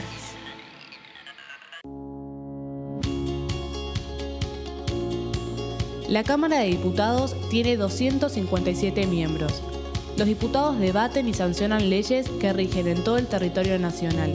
Algunas de las más importantes son el presupuesto de gastos generales del Estado, el Código Civil, el Código Penal, la forma en que se rige el trabajo, las jubilaciones, entre tantas otras. Además, controla y hace un seguimiento de las políticas del Poder Ejecutivo a través de la visita de diferentes funcionarios o el pedido de informes, así como la posibilidad de realizar juicios políticos a los funcionarios. La duración de los mandatos de los diputados es de 4 años y pueden ser reelegidos indefinidamente. Desde el momento en que asumen y hasta el final de su mandato, no pueden ser acusados, interrogados judicialmente, ni molestados por las opiniones o discursos que imitan desempeñando su mandato. Son requisitos para ser diputado tener al menos 25 años, 4 años de ciudadanía argentina y haber nacido en la provincia por la que se postula o haber residido en ella los 2 años precedentes. Se agrupan en bloques que expresan partidos políticos o afinidad ideológica. Existen también los monobloques integrados por un solo diputado.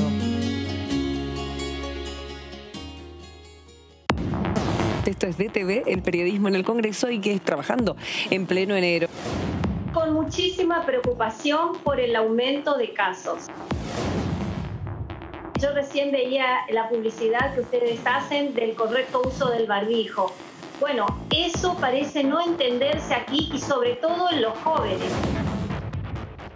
A la hora de analizar el país, no tenemos que ser ciegos, no tenemos que permitir que nos ondule el cerebro la condición partidaria. Este año hubo mucha discusión en las comisiones, en líneas generales, mucho trabajo previo, consultando especialistas, consultando expertos. DTV, el periodismo en el Congreso, de lunes a viernes. El virus nos testea a nosotros. Quiere saber si aprendimos a cuidarnos y así cuidar a los otros. Respetá los 2 metros de distancia.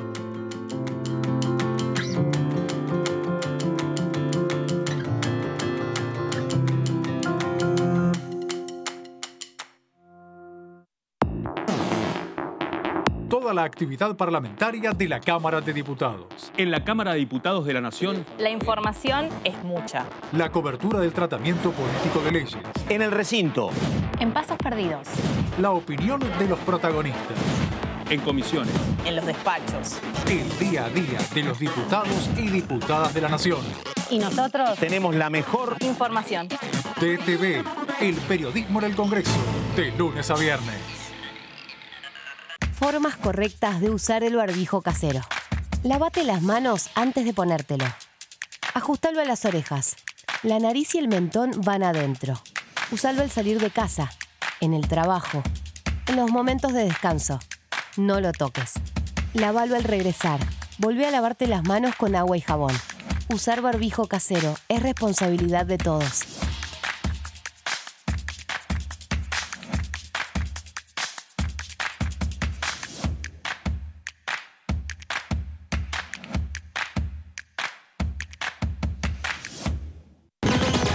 Toda la información parlamentaria la encontrás acá, en DTV, el periodismo en el Congreso. DTV, el periodismo en el Congreso, de lunes a viernes. Él se llama Fernando, 52 años, pero a veces puede llamarse Nacho Fútbol y tener 14. Otros días puede ser Iván Leyenda, fanático de los juegos online, o también @Sabritrap. Nacho Fútbol, Iván Leyenda y @Sabritrap son la misma persona. Un acosador. El grooming es el acoso sexual contra niños, niñas y adolescentes por parte de un adulto a través de medios digitales. Los abusadores utilizan perfiles falsos para captar a sus víctimas en Internet. Habla en familia sobre grooming. Contales la importancia de proteger sus datos personales. Infórmate más en argentina.gov.ar/grooming. Argentina Unida. Argentina Presidencia.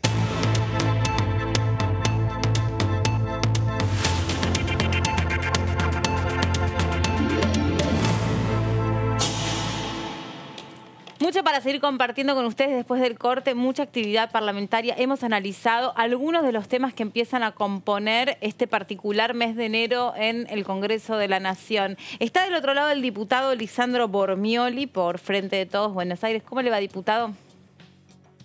¿Qué tal, Melina? Un saludo a Jazmín y a Verónica también. Gracias. ¿Cómo anda? ¿Cómo andan? Bien. Bien. Estábamos hablando de todo un poco, de noticias parlamentarias, sobre todo sobre la reforma judicial, algunos puntos y controversias que se generaban en relación a este tema. Y bueno, recién Vero hacía el famoso poroteo y dice, y en diputados está ajustado el número, está ahí como complicado darle debate a este tema. ¿Qué piensa usted? Primero quiero solidarizarme personalmente y como espacio político. Tomo el atrevimiento como bloque con nuestro colega, compañero Leopoldo Moró. Ah, sí. Que días atrás, hace pocas horas, sufrió una amenaza y también sufrió agresiones por parte de sujetos que espero que la justicia investigue, esperamos que la justicia investigue, pero que en todo caso a priori no saben convivir en el ámbito de la democracia, ¿no? Porque uno puede pensar distinto, lo que no puede es agredir o amenazar de muerte ni a un diputado ni a nadie. En este caso lo amenazan a Leopoldo por todo su trabajo a lo largo de toda su carrera y por lo que está haciendo en los últimos años y en los últimos meses y en los últimos días con lo que es esta causa tan terrible como la causa del espionaje. Así que mi solidaridad con Leopoldo. Sí, bueno, nosotros... Sabe que cuenta con nosotros. Sí, nosotros también desde este lugar repudiamos cualquier tipo de expresión violenta contra cualquier intento de silenciar lo que piensa un diputado, una diputada o cualquier miembro de este cuerpo legislativo, porque no tienen absolutamente nada que ver con un comportamiento democrático. Así que desde acá también expresamos el repudio frente a esa situación que denunció el diputado y que usted también se está solidarizando. La verdad que es grave que pasen este tipo de cuestiones. Sí, la verdad que sí.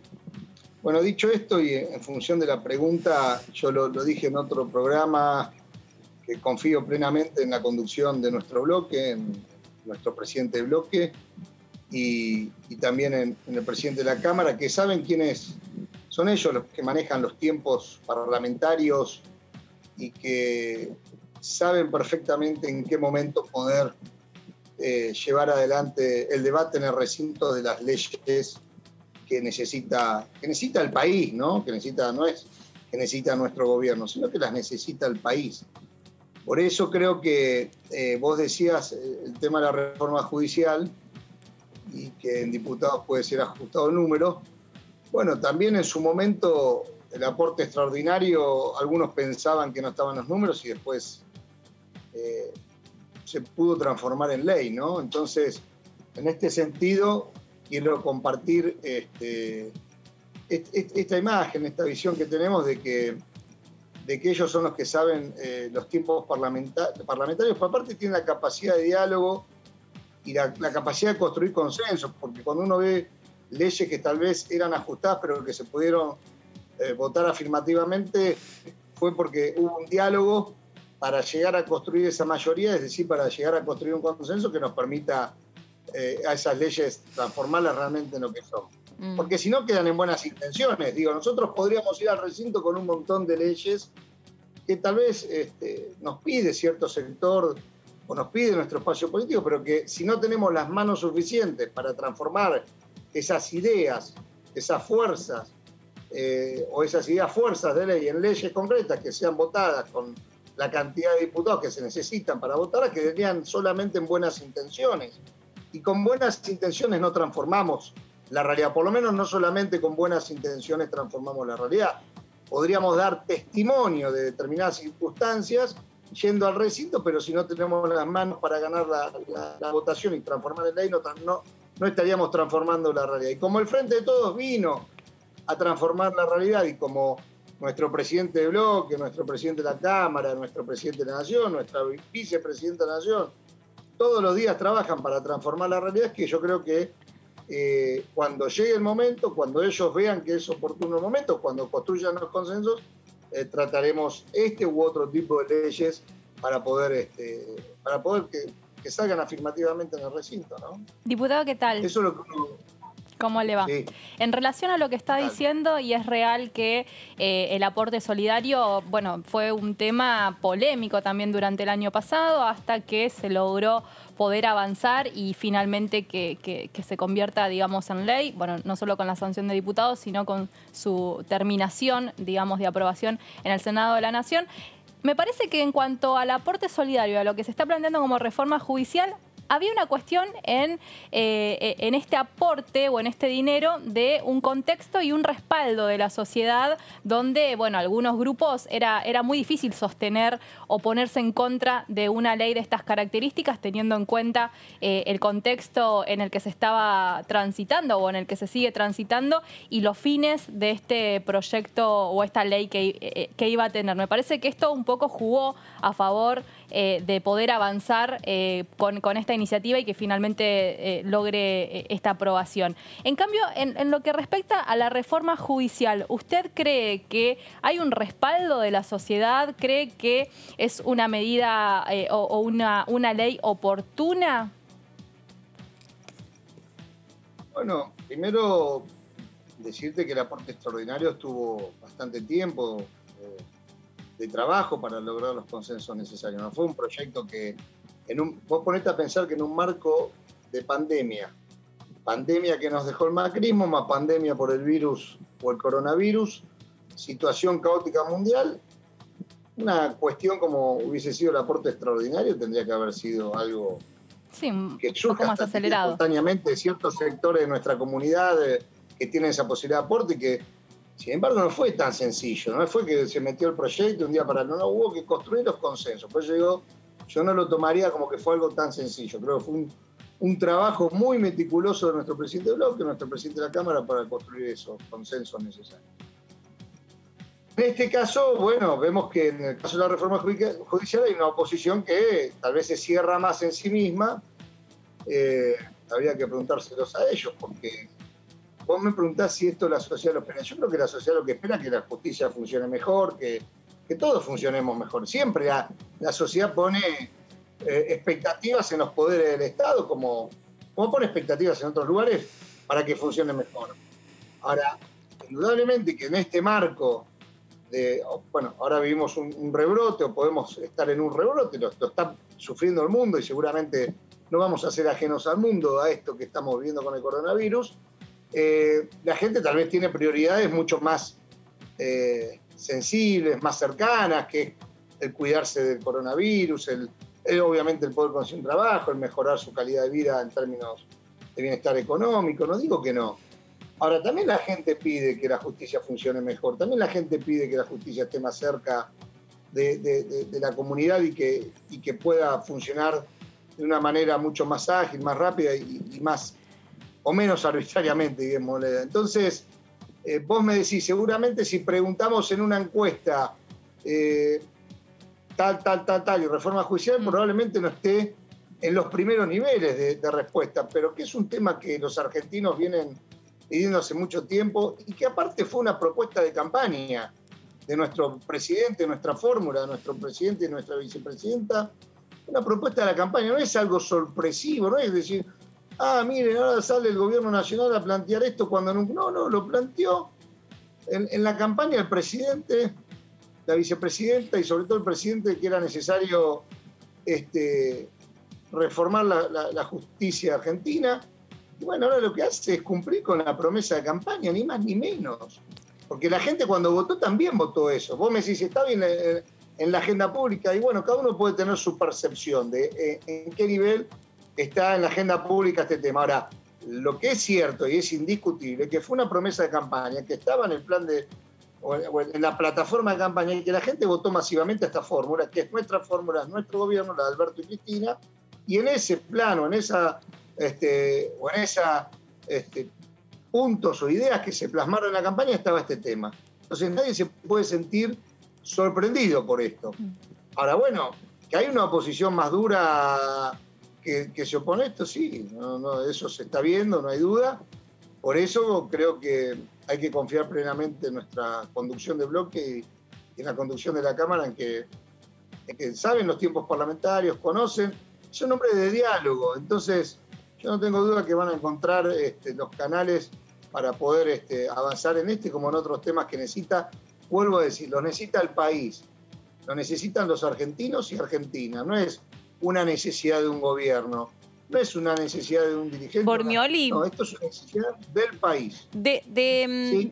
¿De dónde surge, según de donde usted pueda saber, el interés particular que tiene el gobierno y Frente de Todos para que se lleve adelante esta reforma? ¿Con qué tiene que ver ese interés?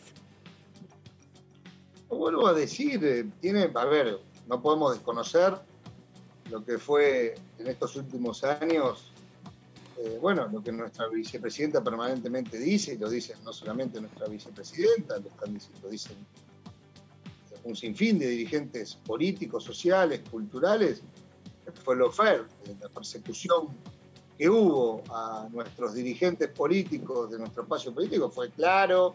Bueno, Leopoldo Moroca, como decíamos al principio, recibió una amenaza porque es uno de los que más trabaja en esclarecer este tipo de cuestiones. Y por eso nuestro presidente, en campaña, vuelvo a decir, planteó que había que llevar adelante una reforma judicial. Mire, yo siempre digo, la política, nosotros cada 2 años vamos a elecciones, los dirigentes políticos. Digo 2 años porque si bien los mandatos duran 4 años, pero cada 2 años hay elecciones. Es decir, la sociedad tiene la oportunidad de castigar con su voto, democráticamente, como corresponde, aquellos espacios políticos que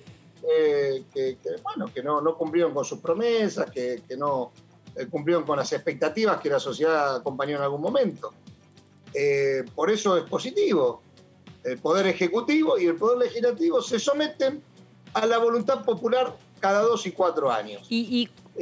Con lo cual yo no estoy diciendo, porque el Poder Judicial tiene otro funcionamiento. Ahora, no estoy diciendo que tenga que ser sometido al voto popular. No soy abogado, no me voy a meter en cuestiones que no conozco profundamente, pero es indudable que cuando uno ve ciertas cuestiones que quedan atrasadas en el tiempo o ciertos manejos que no son claros hacia la sociedad argentina, es que se necesita reformar. Esto no quiere decir que no se necesita reformar otros poderes del Estado. Habrá que discutirlo. Siempre hemos estado en Bormioli, cuando usted habla Sí. de lawfare o cuando usted habla de ciertas integrantes del espacio político que han sufrido persecución judicial, ¿a quién se está refiriendo? ¿Hay presos políticos en nuestro país? Y bueno, usted lo ve claramente, ¿no? Pero bueno, yo le pregunto a usted. Hay situaciones arbitrarias en la justicia con respecto a dirigentes políticos de nuestro espacio que fueron funcionarios en nuestro anterior gobierno. Pero ¿a quiénes? ¿A quiénes se refiere? Y bueno, el caso de Budó es un claro ejemplo. La persecución judicial, pero la persecución judicial que recibió nuestra expresidenta, el actual vicepresidente, es clarísimo. Entonces, y después cuando uno ve cómo empieza a salir en los medios, que las causas se caen por falta de pruebas, por cómo se quiere justificar otras, es indudablemente que es, pero esto lo vuelvo a decir, lo dijo el presidente en campaña, y el presidente es alguien que sabe de abogacía, profesor universitario, que conoce de adentro esto, y lo dijo claramente, que era necesario una reforma a la justicia. Claramente lo dijo en la campaña y lo está cumpliendo, y lo que queremos es cumplirlo en el gobierno. Diputado, y Entonces, el presidente lo dijo claramente, porque claramente alguien que no solamente lo dijo como candidato, lo dice como presidente y lo dice como profesor universitario y como un hombre reconocido en el ámbito de la academia, es claramente, y no lo dice él, lo dicen un montón de expertos en la materia, claramente porque algo hay que hacer. Diputado, el presidente, entonces, perdón que lo interrumpa. Lo que nosotros queremos es que la oposición discuta, lo que nosotros queremos es que la oposición se sienta a discutir, no que niegue. Porque si niega esto, es que no está viendo la realidad. Si se opone por oponerse, que se ponga a discutir, que se ponga a ver, que construya los consensos, que ya que hablan tanto el diálogo de los consensos o hablaron tanto en su gobierno, bueno, que se sienten. Probablemente tal vez tengan ideas que se puedan aportar, que superen en algunas cuestiones puntos que son de la ley. Ahora, lo que hacen es no, se cierran al debate, se pone una postura de negatividad al tratar los temas yo no sé, porque habría que preguntárselos a ellos, ¿no? Le quería consultar, porque hablábamos de estos temas, lo que está pasando hoy con Leopoldo Moró, el tema de los presos políticos. El presidente también dijo que la figura del indulto le corresponde al Congreso de la Nación. ¿Usted cómo ve eso? No, bueno, Leopoldo Moró lo dijo también hace rato, ¿no? Hace unos días atrás dijo que irá a la Comisión Interamericana de Derechos Humanos, la situación en el caso de Vudú, pero el Congreso puede tratar de amnistía. Creo que el indulto también es una facultad más del Poder Ejecutivo, pero, a ver, lo que no se puede no permitir es debatir, tratar los temas que son centrales en nuestra sociedad, porque usted fíjese, con esta postura de negarse a la discusión de los debates y de los temas, lo que hacen es no querer profundizar la democracia en la Argentina de alguna manera. O sea, yo lo que prefiero una oposición, uno lo que preferiría una oposición que se siente a debatir, que trate como oposición de meter cambios, en el marco obviamente de respetar los proyectos que son de la mayoría, pero a través del diálogo, meter cambios a los proyectos, pero que acompañen para poder profundizar la democracia, para poder mejorar la administración de justicia en nuestro país, como otros temas, y no una oposición que se pone agresiva, que agarra una cuestión y siempre batalla sobre lo mismo, que es odio, bueno, sería decir lo mismo, odio irracional, pero es un odio que tienen contra nuestra vicepresidenta, que les tapa la vista, les tapa la posibilidad de analizar la realidad, de ver los problemas que tiene la Argentina, y que bueno, tal vez lo utilizan para una campaña electoral, o lo vienen utilizando para una campaña electoral. Diputado. Yo creo que no le va a funcionar. Si fueran más inteligentes se darían cuenta que no le funcionó en el 2019. Esta cosa de estar permanentemente agrediendo a nuestra vicepresidenta, lo único que hizo, y tendrían que hacer una autocrítica, es demostrar que el pueblo no los acompañó y que nos acompañó a nosotros masivamente, y por eso somos gobierno después de 4 años. Entonces, uno le pide esto a la oposición: menos agresión, menos odio, más racionalidad y a debatir. Y cuando uno debate, y cuando uno en el ámbito de la democracia, que es el Congreso, pierde y gana. A ellos les tocó ganar mucho tiempo, bueno, tal vez les toca perder ahora porque no tienen los diputados suficientes, porque no logran convencer a los otros diputados opositores de cuáles son los mejores proyectos. Bueno, vos tenés que saber que te toca ganar y perder. Diputado. Ahora, lo que no pueden hacer es no debatir. ¿Qué tal? Jazmín Muliorini la saluda. Hablando de eso, del debate y del resto de los temas. Este tema, bueno, genera mucha polémica, lo mismo que el Ministerio Público Fiscal. Ahora, el resto del temario extraordinarias. Hay al menos 2 o 3 proyectos ligados a la construcción, beneficios para fomentar la construcción, créditos hipotecarios para la construcción. Se reunió Massa con el ministro también por un tema de viviendas, con Ferraresi, que eso sí va a estar en esta primera sesión. ¿Hay consenso para avanzar con ese tema? Mire, yo espero que haya consenso para avanzar.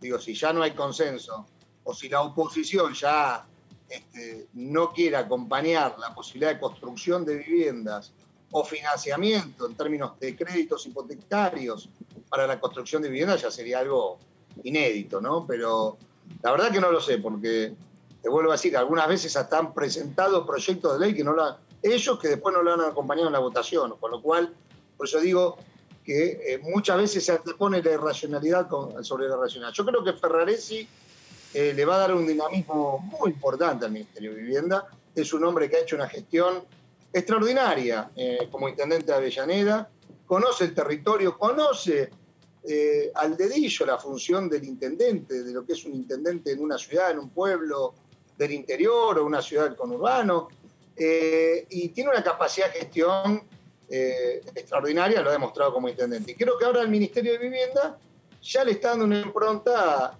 con una agilidad, un dinamismo y un conocimiento que va a permitir, en principio, terminar viviendas que quedaron sin ejecutar, casi 30.000 viviendas. Segundo, poner en marcha nuevos proyectos, tanto de loteo, de viviendas sociales, como también de créditos hipotecarios. Mire, yo le pongo un ejemplo en nuestra ciudad. En la anterior gestión, hasta el 2015, hubo una gestión que se hizo en el ANSES, con el ANSES, en nuestra ciudad de Pergamino, donde se compraron más de 400 lotes para Barrio Procrear. Que fíjese que una ciudad como la nuestra, del último censo da 105.000 habitantes casi, fue la mayor política de tierras y viviendas de los últimos 30 años, por lo menos en nuestra ciudad de Pergamino. 406 lotes Procrear se sortearon antes del 2015 en el gobierno de nuestra presidenta Cristina en aquel momento. De esos sorteos se construyeron 200 y pico de casas. Vino el macrismo, quedaron 200, casi 100 y pico, casi 200 lotes ahí abandonados sin sortear, sin construir. Bueno, ahora los volvimos a sortear en nuestro nuevo gobierno con Alberto presidente, con Cristina vice, los volvimos a sortear, los vamos a volver a financiar para que la gente pueda acceder a la vivienda. Bueno, esto es un hecho concreto, le pongo un ejemplo claro, en una ciudad del interior de la provincia de Buenos Aires, de 105.000 habitantes, lo que significó el macrismo, 4 años de parálisis de la vivienda, tanto social como de la vivienda o el acceso a la vivienda en términos de crédito hipotecario, que lo único que hicieron fue el UBA, se acordarán de los créditos UBA, que la gente se hizo impagable, pero no la gente poco o que tal vez no tenía la cantidad, la gente, sectores medios con gran capacidad o con una capacidad bastante fuerte de ahorro, llegó un momento que no podían pagar la vivienda con los créditos UBA, cosa totalmente contraria a lo que fue los créditos Procrear, que es un crédito donde es justo, equilibrado, donde el que más gana y entra en el sorteo es el que más paga, pero es una cuota totalmente acorde con los ingresos que tiene el beneficiario. Bueno, esto es lo que nosotros queremos encarar. Al 2015 casi 90.000 viviendas en ejecución teníamos. Volvimos a retomar el gobierno del Frente de Todos, 30.000 viviendas que están en ejecución y que habían quedado paralizadas. Bueno, no tengo duda que en este año, pero aparte hubo aumento en el presupuesto de infraestructura, aumento en el presupuesto de vivienda, no tengo duda que la infraestructura, la obra pública y la vivienda son dos ejes centrales para los próximos años en nuestro país. Hace 2 días recibimos a Gabriel Catopodis en Pergamino, también recorrimos las obras en la autopista Pilar, lo que va a ser la autopista Pilar-Pergamino, actualmente Ruta 8, avanzando rápidamente en las obras, de una obra emblemática para Pergamino y la región. Bueno, estaba paralizada. Se hizo un tramo en la época del anterior gobierno, pero después casi todos los tramos de esa traza, la autopista Pilar-Pergamino, habían quedado abandonados o paralizados. ¿Diputado? Bueno, y llegó también... No, sí. le quería consultar, porque todo el tema de la obra pública, tanto privada como, bueno, lo que usted está mencionando, digamos, construcciones a gran escala, de alguna manera entra en conflicto si los números de la pandemia empiezan a crecer, porque en general los trabajadores de la obra, de la construcción, son trabajadores que, según está censado, viven en las afueras del Gran Buenos Aires y muchas veces tienen que usar el transporte público trabajando en la ciudad de Buenos Aires, por ejemplo, o lo mismo se puede replicar en otras provincias. Entonces, bueno, también, digamos, me preocupa cómo puede entrar en tensión estas dos cosas, ¿no? El crecimiento de la pandemia y los casos que pueden llegar a saturar el sistema de salud y este tipo de actividades que se quieren potenciar, a donde la mano de obra en general recurre al transporte público y es una de las primeras canillas que se cortan si la pandemia se descontrola. Uy, tuvimos ahí un problema de conexión, se nos reprodujo hasta el infinito. Se ve que pregunté muy largo, pero quería explicar y se nos fue la conexión con el diputado Bormioli, pero bueno, porque él sabe mucho sobre la obra pública y estaba ahí contándonos, pero la verdad es que son dos factores que, bueno, como todo, la pandemia siempre incide en cualquier tipo de decisión. Es cierto y quedó demostrado tanto en el presupuesto como a nivel político, los distintos discursos, que la obra va a ser el caballito de batalla de la reactivación económica, pero también no hay que desconocer que el capital humano de la obra en general recurre al transporte público. Y si la pandemia fue una de las cosas que más primero decir, se cortó cuando empezó también la pandemia, ¿no? Y fue una de y las... la que más tardó en volver. La que más tardó también. No fue que volvió. Por eso una digo, de las actividades. A ver, me imagino que habrá otras alternativas y bueno, no sé si se podrá a disposición algún tipo de recurso como para que tampoco, digamos, se desactive la obra, que naturalmente es generadora de mucho empleo. O se cortó mucho en lo público, pero lo privado... Mucha gente incluso aprovechó la cuarentena para hacer refacciones en su casa, ya que estaba. Entonces, dentro de lo privado sí se movió. Lo particular en verdad, claro. Más que en lo público. Pero al nivel, lo grande, lo público fue lo primero que se frenó. Sí, generalmente, Meli, estos meses, digamos, esta temporada de verano suele ser una reactivación sin pandemia, ¿no? Para la mayoría, ya primavera, verano, es donde más la obra pública también se pone en marcha. Claro, se pone en marcha por el tema del clima. Sí, no sí, solo por en la supuesto. mayoría de las provincias, sobre todo en la Patagonia, generalmente es el momento para empezar, y de hecho uno, si circuló, va viendo que hay algunas cuestiones que se van poniendo o están trabajando a full. Sí, de hecho, perdón, eso que decía Haas sobre digamos, lo que había sucedido a nivel privado, es uno de los rubros que les fue bien durante la cuarentena, la decoración. Sí. Y lo que son insumos para construcción privada. Sí. Estamos hablando también la venta de electrodomésticos, digo, también muchas cosas que tuvieron que ver, claro, con la casa, por ahí sí se vieron beneficiadas dentro de un contexto malísimo a nivel general. Sí, ¿no? Con la casa propia. No, y esto de la obra pública es un caballo de batalla para muchos gobiernos, ¿no? Recordemos también el gobierno anterior, Mauricio Macri, lo que había prometido con el tema de los contratos PPP, Claro. Fue, digamos, también público-privado. Que no es el programa de la nata.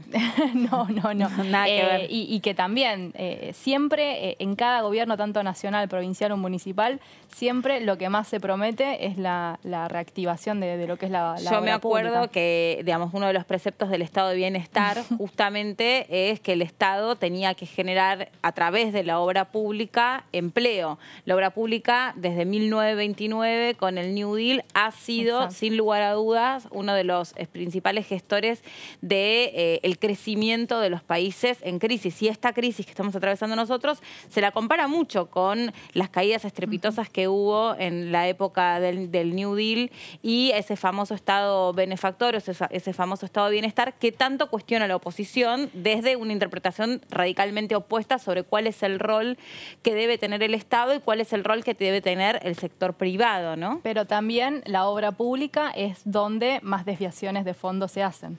Y la que más genera causas judiciales, ¿no? Sí. Digamos. Y sí, de hecho, ya que hablábamos al principio con el diputado Bormioli del lawfare o de la cantidad de funcionarios que según su punto de vista han sido perseguidos por el sistema judicial, en realidad muchos de ellos están vinculados a denuncias por corrupción vinculadas a la obra pública. Ahí lo tenemos de vuelta, Bormioli. ¿Nos escucha bien?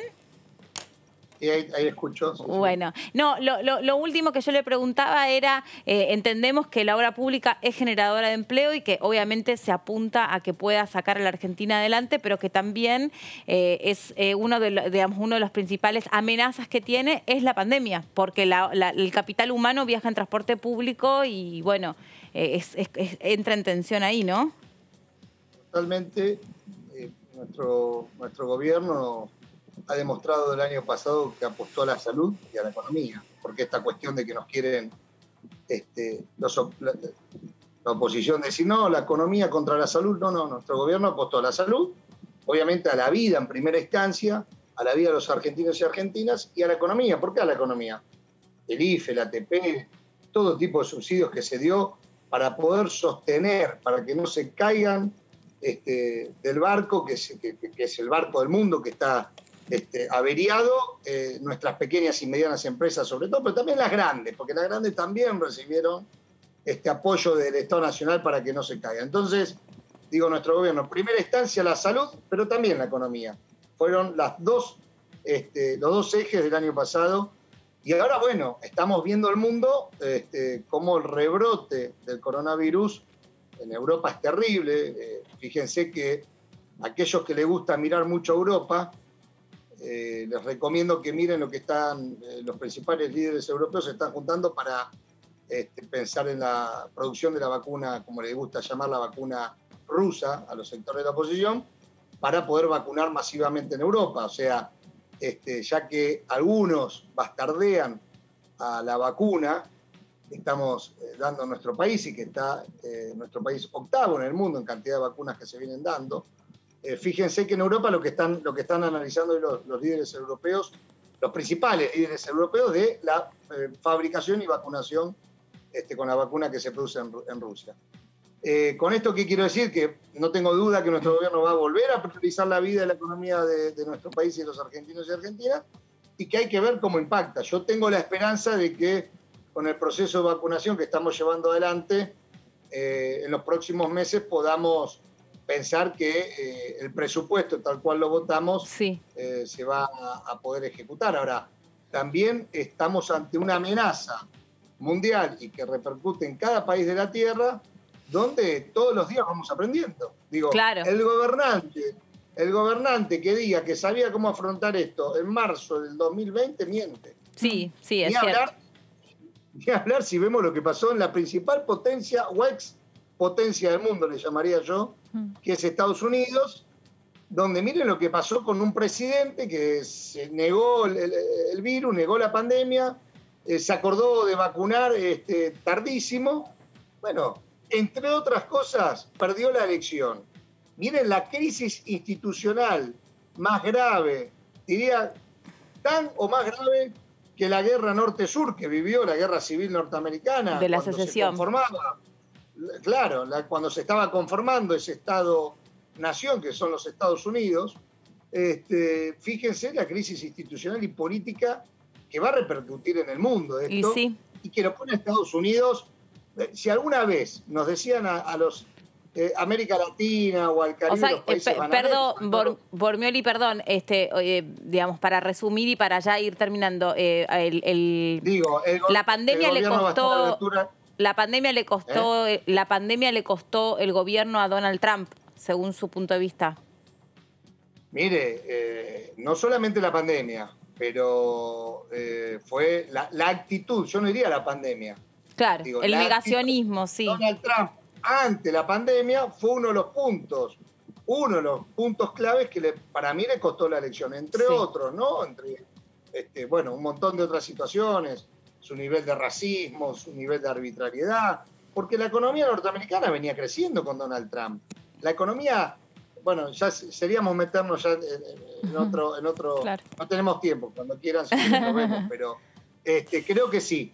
Y creo que la actitud, no la pandemia, la actitud de Donald Trump, que fue totalmente distinta a la actitud de Alberto Fernández, de Cristina, de nuestro gobierno, de Máximo, de Massa, la actitud que tuvo nuestro frente y nuestro gobierno ante esta pandemia. Y que no tengan duda, para terminar, que si este año, Dios quiera, que no haya rebrote, pero hay un rebrote como se está viendo en otras partes del mundo, este año, más allá de que estamos vacunando y que vamos a seguir vacunando y que esperemos que todos los argentinos y argentinas se acoplen al plan de vacunación, pero no tengan duda que el gobierno va a hacer todas las medidas necesarias, como lo hizo desde marzo del 2020, para cuidar primero la salud de los argentinos y primero también la economía de los argentinos. Bien.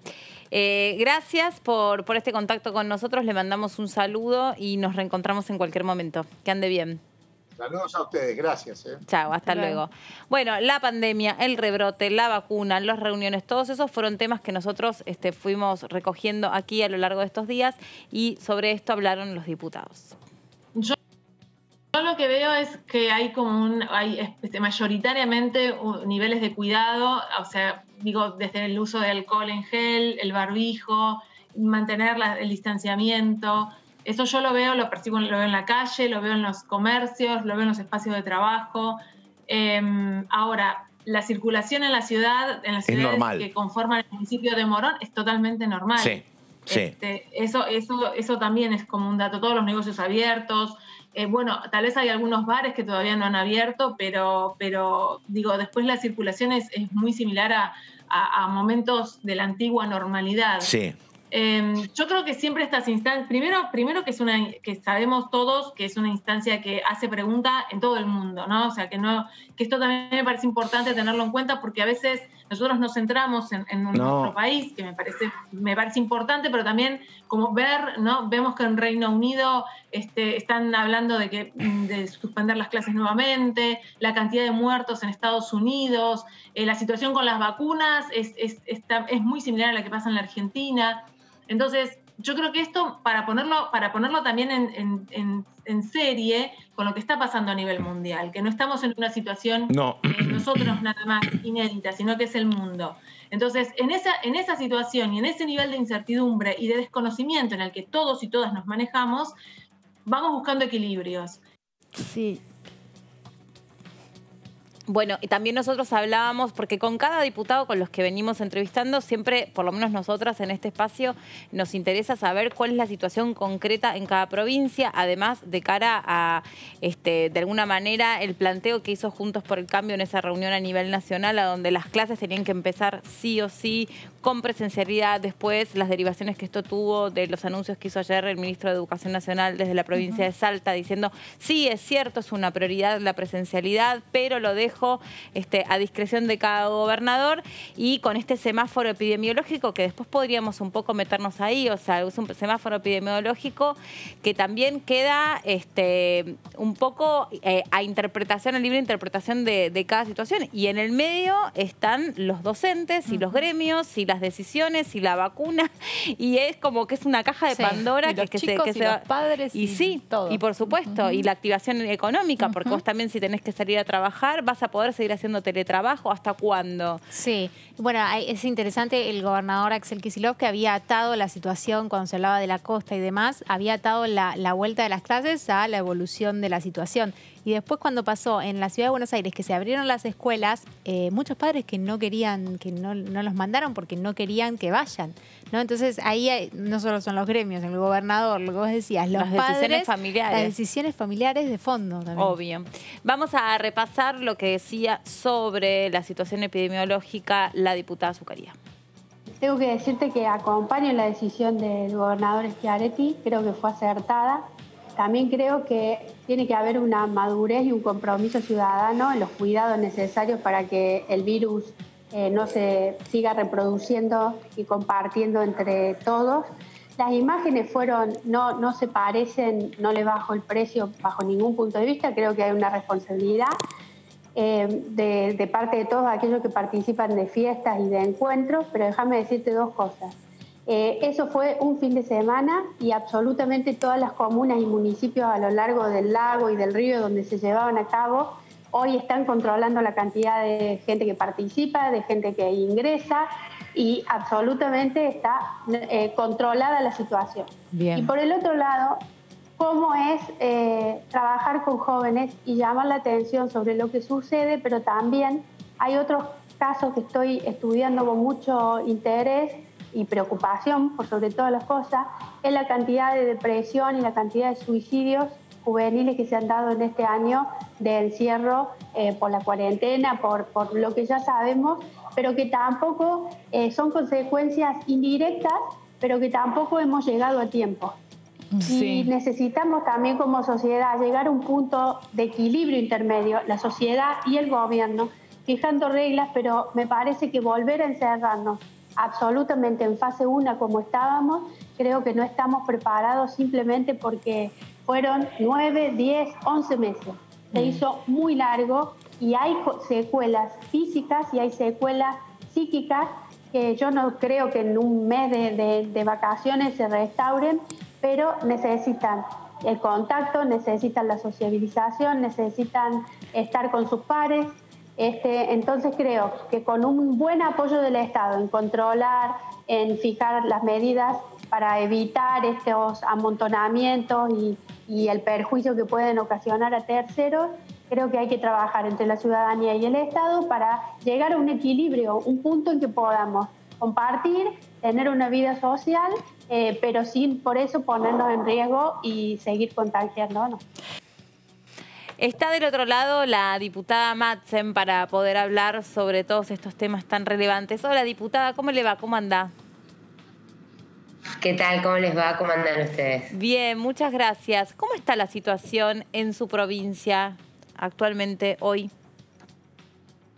Bueno, estamos, la verdad, en un panorama complicado, liderando, lamentablemente, no solamente el ranking patagónico, sino a nivel nacional estamos quinto, sexto en cantidad de infectados en una provincia que tiene 700.000 habitantes. Podríamos hablar de un barrio de Buenos Aires, ¿no? Sí. Con lo cual, la situación es complicada, obviamente.